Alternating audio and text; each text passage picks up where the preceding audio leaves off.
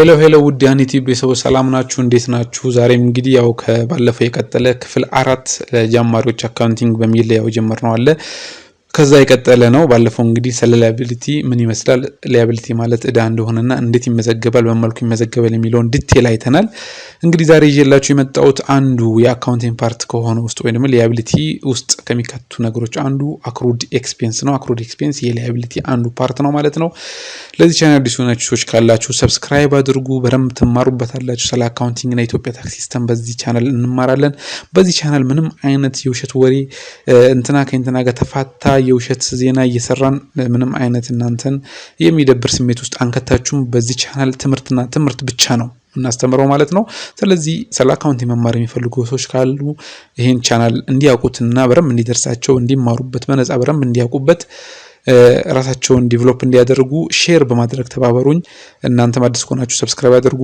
ላይክ አድርጉ ጥያቄ ያላችሁ ኮሜንት በማድረግ መጠየቅ ትችላላችሁ ማለት ነው እንግዲህ ወደ ትምህርቱ ስንገባ ዛሬ ያው አንዱ የሊያቢሊቲ ፓርት አክሩድ ኤክስፔንስ ነው የሚባለው አክሩድ ኤክስፔንስ ለብቻ ይዤላችሁ መጣው ትንሽ ዲቴል ነገር ስለሚፈልግ ነው አክሩድ ኤክስፔንስ ይባል ምንድነው it is an expense of the company የካምፓኒ ወጪ ነው ወጪው ወጥቷል ወጪ ማለት ነው አክሩድ ኤክስፔንስ እንል ማለት ነው but the invoice have not been received አሁን ምን ማለት ነው ካምፓኒው የሆነ አገልግሎት አገኝቶ ከሆነ አካል ወን ኮንሰምባዲ ድርጅት ነገር ግን ያ ማለት አገልግሎት አገኘ ማለት ወጪ አወጣ ማለት ነው ነገር ግን አገልግሎት ሰጪው ተቋም ለዚህ ለኛ ምን አልሰጠንም ደረሰኝ ካልሰጠን ኢንቮይሱን ካልቆረጠልን ወይ ደግሞ ኢንቮይስ have not been received አልደረሰምኛ ጋር ማለት ነው እንደ አካውንታንት ደረሰኝ ሳይመጣልን አመዘግብም ስለዚህ አንደኛው ክራይቴሪያው ምንድነው ማለት አክሩድ ኤክስፔንስ ልንል ምንችለው አንደኛው አገልግሎቱን አገኝተናል ያ ማለት ኦሬዲ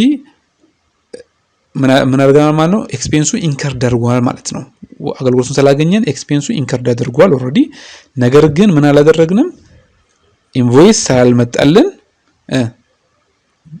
እኛ ምን አላደረግም ኖት ፔይድ አልከፈልንም ማለት ነው ስለዚህ እንደዚህ አይነት ነገሮች ካሉ ምንድነው የሚደረጉ አክሩድ ይደረጋሉ ማለት ነው በመልኩ ይመዘገባል የሚለውን በዲቴል በጥያቄ ስለማሳያችሁ እስከ መጨረሻው አብራችሁ ቆዩኝ ስለዚህ ይሄ አክሩድ ኤክስፔንስ ምንለው ሊያቢሊቲ ስለሆነ ሊያቢሊቲ ደግሞ የሚመዘገበው ምን ላይ ነው ሪፖርት የሚደረገው ባላንስ ሺት ላይ ነው ማለት ነው ባላንስ ሺት ላይ ነው ሪፖርት የሚደረገው ማለት ነው ይሄ አክሩድ ኤክስፔንስ ምንለው ቀደም እንደነገርኳችሁ ምንድነው እዳ ነው ሊያቢሊቲ ሆኖ እዳ ሆኖ ባለፈው ሳስተምራችሁ በክፍል 3 ላይ ሊያቢሊቲ እዳ በሁለት ይከፈላል ሾርት ተርም እና ሎንግ ተርም ብያችኋለሁ ይሄ አክሩድ ኤክስፔንስ ምንለው በምን ፓርት ነው የሚመዘገበው ሊያቢሊቲ ስር ሆኖ በሾርት ተርም ሊያቢሊቲ ስር ይመዘገባል ማለት ነው ምክንያቱም በሾርት ፔሪድ ኦፍ ታይም የሚከፈል within 1 year የሚከፈል ነገሮች ናቸው እነዚህ አክሩድ ኤክስፔንስ ምንላቸው ነገሮች ማለት ነው ስለዚህ ምንድነው ማለት ነው ሾርት ተርም ሊያቢሊቲ ነው ማለት ነው ብዙ ጊዜ ሲመዘገብ ባላንስ ሺት ላይ ምን ተብሎ ነው የሚመዘገበው አክሩድ ኤክስፔንስ ፔብል ነው ተብሎ የሚመዘገበው ማለት ነው ስለዚህ ይሄ መሆኑን አክሩድ ኤክስፔንስ ምንድነው ማለት ነው የወጪውን እኛ አውጥተናል ነገር ግን ደረሰኙ ኢንቮይሱ ሳልደረሰ እኛ አልከፈልንም ሳልከፈልን ምንድነው ማለት ነው ሊያቢሊቲ ነው አሴም ታይም ደግሞ ኢንቮይሱም አሴም ታይም ምን አልደረሰም እኛ ጋር አልደረሰም ስለዚህ እነዚህ ነገሮች ምንድነው የሚባሉት አክሩድ ኤክስፔንስ እንላቸዋለን በጣም ኮመን የሆኑ ኤግዛምፕሎች ምንድናቸው ብዙ ጊዜ በተደጋጋሚ ልታዩ የምትችሉት አክሩድ ኤክስፔንስ ከሆኑ ነገሮች አንደኛው ኢንተረስት ሎን ለምሳሌ ኢንተረስት ባንክ ለእናንተ ላይ ኢንተረስት ኤክስፔንስ በብድር ሎን ማለት ብድር ነው አይደለም ተበድራችኋል ኢንተረስት እናንተ ላይ አስበዋል ለእናንተ ግን ያ ኢንተረስቱን ኤክስፔንሱን ወጪውን ለእናንተ እንዳስከፈላችሁ ደረሰኙን እናንተ ጋር እንደ አካውንታንት ካልደረሰ እናንተ ደግሞ at the end of the month or at the end of the year ላይ ትራንዛክሽን ማሳለፍ ታያለባችሁ ወጪው ሶሎ ወጣ የግዴታ ምን ውስጥ ይገባ አክሩድ ኤክስፔንስ ይገባል እንደዚህ ጉድ ሪሲቭድ እቃዎች ሰርቪስ ሪሲቭድ እኛ አገልግሎት ካገኘን እቃዎችን ከገዛን ዌጅ ፎር ኤምፕሎይ ለሰራተኛ የከፈልነው እንትን ካለ ታክስ ለምሳሌ አሁን ብዙ ጊዜ ምንድነው የሚሆነው አክሩድ ነው የሚሆነው ለምንድነው አሁን ላይ ወጣና ምንድነው ምን ከፍለው ወጪው ወጥቷል የዚህ አመት ነው ግን አልከፈልነውም እኛ ለምሳሌ ሰኔ 30 ነው የኢትዮጵያ በጀት ዓመት የሚዘጋው። ሰኔ 30 ላይ የዓመቱ ከሐምሌ 1 እስከ ሰኔ 30 ሂሳቡን ሰርተንኛ ከጨረስን በኋላ ታክሱን ምን ከፍለው ግን መቼ ነው የሚቀጥለው? ሐምሌ ላይ ነው። ስለዚህ ምንድነው ማለት ነው ኦሬዲ ወጪው የማን ዓመት ነው? የ2012 የዚህ በጀት ዓመት መንሰራ ከሆነ ሂሳብ መዝገብ የ2012 ዓመተ ምህረት የበጀት ዓመት ታክስ ነው ማለት ነው። ስለዚህ ኦሬዲ ወጪው ምን አድርጓል? ወጥቷል። ነገር ግን ምን አላደረግንም? አልከፈልንም። ኖት ፔድ አሴም ታይም ስንከፍል ነው ምን የምናመጣው? ደርሰኝ ከገቢዎች ተቀብለን የምናመጣው ማለት ነው። ስለዚህ እንደዚህ አይነት ወጪዎች 2012 ላይ መመዝገብ ስላለብን አክሩድ ኤክስፔንስ ውስጥ የሚካተል እንደዚህ ኮሚሽን፣ ሬንቶችን፣ የቤት ክራይ እና የመሳሰሉት ቀላል ምሳሌዎች ከሚባሉት አክሩድ ኤክስፔንስ ምሳሌዎች ናቸው ማለት ነው። ለምንድን ነው ጆርናል ኢንትሪ አክሩድ ኤክስፔንስ ያስፈልግበት ምክንያት? አንደኛው ነው ዋነኛው ምክንያት ኤክስፔንስ ሪኮግኒሽን ኢንቱ ዘ ከረንት ፒሪየድ። ኤክስፔንሳችን እንደነገርኳችሁ ለምሳሌ እዚህ ጋር አሁን ታክሱን የ2012 የዓመተ ምህረት ያወጣነውን ታክስ ኤክስፔንስ አንዱ የከፈልነው ታክስ ሊኖር ይችላል። ስለዚህ እነዚህ ታክሶች ኤክስፔንሶች ሊሆኑ ይችላሉ ለኛ ማለት ነው። ስለዚህ እነዚህ ታክሶችን ወይ ደግሞ ሬንት እንበልና ቀድመን የ12 ወር ከፍለን እንችላለን። የኢትዮጵያ በጀት ዓመት እንግዲህ ያው እንደምታውቁት ከሐምሌ 1 እስከ ሰኔ 30 ነው።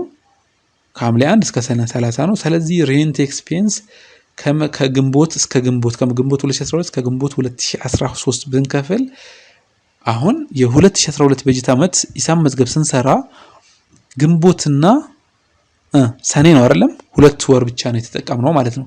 ስለዚህ ለሁለት ወሩ ምንድነው አክሩድ አድርገን ሌላውን ምን አሳልፍበት ሁኔታ አለ ማለት ነው። ለምን ሁለቱን ወር የግዴታ አክሩድ አድርገን ማሳለፍ አለብን። ስለዚህ ለዛ ነው ሪኮግኒሽን ኦፍ ዘ ከረንት ፒሪየድ ማቺንግ ፕሪንሲፕል ማለት ነው። ማቺንግ ፕሪንሲፕል አንደኛው የጋፕ ፕሪንሲፕል ውስጥ አንደኛው ማቺንግ ፕሪንሲፕል ነው። ሬቬኑ እና ኤክስፔንስ ማች ማድረግ አለባቸው። ስለዚህ ይሄ ዋናው የጆርናል ኢንትሪ የምናሳልፍበት አክሩድ ኤክስፔንስ ምክንያት አንደኛው ነው ማለት ነው። ነገር ግን ማወቅ ያለባችሁ ነገር ወደፊት ያሳያችኋለሁ ዲቴል ማለት ነው። ስለ ካሽ ቤዝ አካውንቲንግ እና ስለ አክሩዋል ቤዝ ኦፍ አካውንቲንግ በደንብ ያሳያችኋለሁ። ይህ አክሩድ ኤክስፔንስ ልመዘገብ የምንችለው ካምፓኒው የግዴታ ከአንዱ መምረጥ አለበት። ካሽ ቤዝ ኦፍ አካውንቲንግ የሚከተል ካምፓኒ ከሆነ ይህ አክሩድ ኤክስፔንስ የሚባል ነገር አይኖርም። ለምን? ካሽ ቤዝ ኦፍ አካውንቲንግ ማለት ልክ ካሽ ሲወጣ ወይም ካሽ ስናወጣ ወይም ካሽ ስናስገባ እያንዳንዱ ነገር ትራንዛክሽን የሚተላለፈው ካሽ ሲንቀሳቀስ ነው ማለት ነው። ነገር ግን ይሄ አክሩዋል ኤክስፔንስ የምመዘግበው ምን ካምፓኒ ምን አይነት አካውንቲንግ ሲስተም የሚከተል ከሆነ ነው? አክሩዋል ቤዝ ኦፍ አካውንቲንግ የሚከተል ከሆነ ነው ማለት ነው። ስለዚህ እዚህ ጋር አስረግጣችሁ ልትይዙልኝ የምፈልገው ነገር አክሩዋል ቤዝ ኦፍ አካውንቲንግ ሲስተም ካምፓኒ የሚከተል ከሆነ ብቻ ነው ምን የምናደርገው ይሄን እቺን አክሩዋል ኤክስፔንስ ሊያቢሊቲ ወይ ደግሞ አክሩዋል ኤክስፔንስ ፔብል ብለን ልንይዝና ልናወጣ የምንችለው ማለት ነው። ካምፓኒው ይሄን ካሽ ቤዝ ኦፍ አካውንት የሚከተል ከሆነ አክሩዋል ኤክስፔንስ የሚባል ነገር አይኖርም ማለት ነው። ስለዚህ ይሄን ካልኳችሁ እንዴት አድርገን ደግሞ ጆርናል ኢንትሪ ማሳለፍ እንችላለን የሚለውን ደግሞ በምሳሌ ሳሳያችሁ እዚህ ጋር ሁለት ምሳሌዎችን ያመጣሁላችሁ። የመጀመሪያው ምንድነው የሚለው XYZ ካምፓኒ may provide cleaning service to ABC ካምፓኒ። አሁን XYZ ካምፓኒ ለማን የሰጠ ያለው? ለኤቢሲ ካምፓኒ የጽዳት አገልግሎት ሰጠ። አሁን ምንድነው ቀደም አንደኛው የአክሩዋል ኤክስፔንስ አይነቶች ብዬ ሳስቀምጥላችሁ ሰርቪስ ብያችኋለሁ አይደለም? ሰርቪስ የሚሰጡ ሰርቪሶች ሊሆን ይችላሉ፣ ጉድ ሪሲቭድ ሊሆን ይችላል። እነዚህ ነገሮች ብያችሁ ነበር። ስለዚህ አሁን ካምፓኒ ኤቢሲ ምንድነው እያገኘ ያለው? ሰርቪስ አገኝቷል። ከማን? ከXYZ ካምፓኒ ማለት ነው። በስንት ብር? በ10,000 ብር በት ይላል እዚህ ጋር ይመጣና በት XYZ ካምፓኒ does not issue invoice to ABC ካምፓኒ። አሁን XYZ ካምፓኒ ምን አላደረገም? ደረሰኝ ኢሹ አላደረገለትም ወይ አልቆረጠለትም ማለት ነው። መቼ? ቢፎር ዘ ካምፓኒ ክሎዝ ዘ ቡክ ፎር ዘ መንዝ። አሁን ካምፓኒ በየወሩ ቡኩን እየዘጋ ሊሄድ ይችላል ሂሳቡ ማለት ነው። ስለዚህ ABC ካምፓኒ እንዴት ይመዘግባል ብለን ስናስብ at the end of the month ABC ካምፓኒ የግድ መመዝገብ ስላለበት አሁን እዚህ ጋር ወጪው ወጥቷል፣ ግን ABC ካምፓኒ ግን አልከፈለም። ስለዚህ ምን ብሎ ነው የሚያሳልፈው? ይሄን ሲያሳልፍ ማለት ነው ኤክስፔንስ የምን ኤክስፔንስ ነው? ፎር ክሊኒንግ ነው። ያው ለግልጽነት ለዚህ ጋር ለጻፈውና ማን ፎር ክሊኒንግ ለጽዳት ማለት ነው። የከፈለው ስንት ብር አለ? 10,000 ብር አለ እዚህ ጋር እና በክሬዲት ሳይድ ምን ይመዘገባል? accrued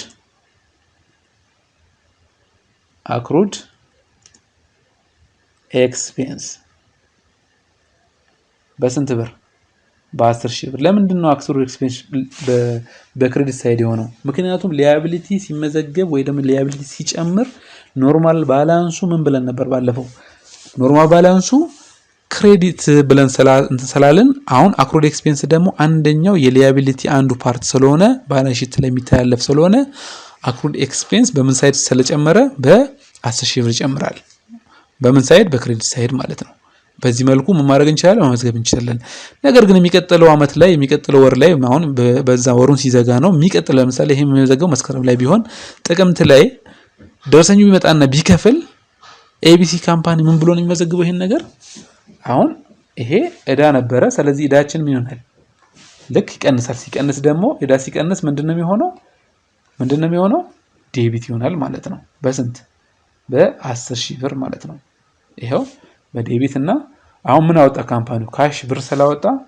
ካሽ ይቀንሳል ማለት ነው በስንት በ10000 ብር በክሬዲት ሳይድ አድርጎ ምን ያደርጋል ይመዘግባል ማለት ነው ስለዚህ ምንም ቀላል ነው accrued expense ማለት ቀላል ነው liability መሆኑን ወቁልኝ አንደኛ ሁለተኛ ደግሞ accrued expense liability ስለሆነ የግዴታ ሲጨምር በክሬዲት ሳይድ ነው የሚመዘገበው ለዛ ነው እዚህ ጋር በክሬዲት ሳይድ የመዘገብ ነው ልክ ደግሞ ክፍያው ሲከፈል እዳ ሲከፈል ዴቢት እንደሚሆነው ሁሉ accrued expense ዴቢት ይሆናል ማለት ነው አሁን ስለተከፈለ በ10000 ብር በዚህ መልኩ መመዝገብ ይችላል ማለት ነው ስለዚህ ይሄ አንደኛው ምሳሌ ሁለተኛው ደግሞ ምሳሌ ስንሄድ ደግሞ ምንድነው የሚለው ሁለተኛው ምሳሌ የሚለው XYZ company has annual premise rent of 24000 ምን አደረገ XYZ company ተከራየ በስንት ብር በ24000 ብር ውል ተዋዋለ ማለት ነው በ24000 ብር አጠቃላይ አመት ክፍያ 24000 ብር ውል ከፈለበት an invoice has not been received አሁን ደረሰኝ ምን አላደረገም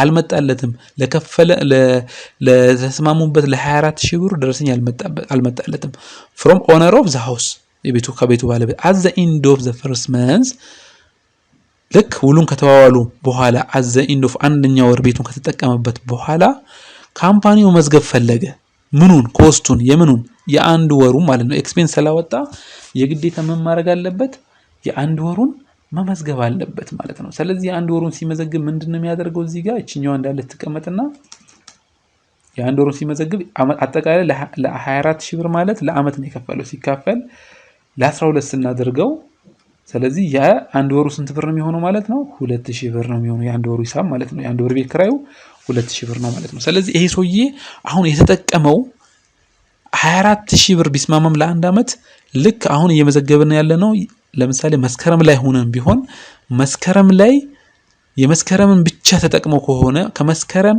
እስከ መስከረም ውሉን ተዋውሎ ቢሆን ይሄ ሰውዬ ዛሬ ላይ ብቻ ግን የአንድ ወራ መመዝገብ ቢፈልግና ደረሰኙን ሳያልተቀበለ የግዴታ ሳያልከፈለው ምን ያደርጋል ማለት ነው እቺን 2000 ብር እናደርጋት ነው በቅድሙ ምሳሌ 2000 ብር ምን ሬንት ኤክስፔንስ የክሊኒንግ ኤክስፔንስ የሚለው ምን ይሆናል ማለት ነው ሬንት ኤክስፔንስ ይሆናል ማለት በስንት ብር በ2000 ብር የአንድ ወራን ብቻ ሳይመዘግብ ማለት ነው ከዛ accrued expense በስንት ብር በ2000 ብር በወሩ በሚቀጥለው ወር ላይ ለምሳሌ ምን ቢያደርግ ካምፓኒው 2000 ብር ደረሰኝ ቢልክለት ምንድነው የሚያደርገው accrued expense በ2000 ብር ዴቢት ያደርጋል ስለቀነሰ ማለት ሊያብል ሲቀንስ ዴቢት ስለሚሆን ካሽ ያወጣበትን 2000 አድርጎ በዚህ ልክ ምን ያደርጋል ማለት ነው ይመዘግባል ማለት ነው ስለዚህ በዚህ መልክ accrued expenseን ጆርናል ኢንትሪ ማሳለፍ ትችላላችሁ ዋና ሐሳቡ መረዳት ነው ይሄን ካሳያችሁ ለእናንተ ደግሞ የሚሆን ጥያቄ ደግሞ ከዚህ ቀጥሎ አስቀምጥላችኋለሁ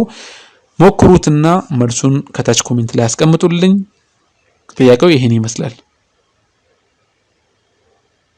ስለዚህ ጥያቄው ምንድነው የሚለው which of the following is the best describe accrued liability ከዚህ ውስጥ ከተዘረዘሩ ውስጥ best accrued liability ሊገልጽ የሚችለው የትኛው ነው የሚለው A long term liability B current amount owed to the supplier C expense incurred but yet not paid D revenue that have been collected but not earned አሁን ከነገርኳችሁ ካስተማርኳችሁ ውስጥ በረም ከተረዳችሁልኝ accrued liability ወይም accrued expense ብለን የምንገልጸው ማለት ነው ሊገልጽ የሚችለው ከነዚህ ውስጥ የትኛው ነው best describe ሊያደርግ የሚችለው የሚለውን ነገር ከታች መልሱን ኮሜንት አድርጉልኝ ለዛሬ ጨርሻለሁ በሌላ ቪዲዮ እስከምንገናኝ ድረስ አዲስ የሆናችሁ ሰዎች ካላችሁ ሰብስክራይብ አድርጉ። ይሄን ቪዲዮ ሼር በማድረግም ተባበሩኝ።